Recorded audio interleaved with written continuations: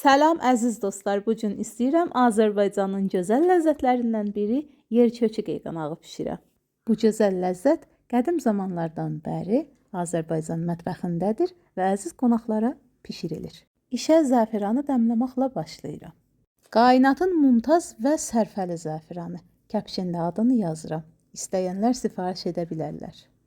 Zəfərandan birazını alıb ovuram və üzərinə qaynar su, biraz da buz əlavə eləyirəm ki, rəngi daha da xoş olsun.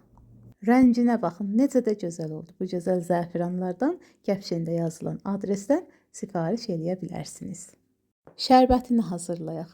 2 livan şəkər, 1 livan su, 3-4 dana hel və biraz zəfəran artırıb ocaq üstə qoyub qaynadıb, qaynara gəldikdən sonra bağlayıb soğuduruq. Qeyğanağın xəmirini hazırlayaq.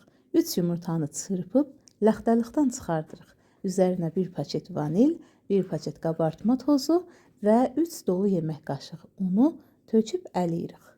Unu əliyib qarışdırdıqdan sonra biraz zəfəran, 3 yemək qaşığı da yoğurt artırıb yenə qarışdırıram.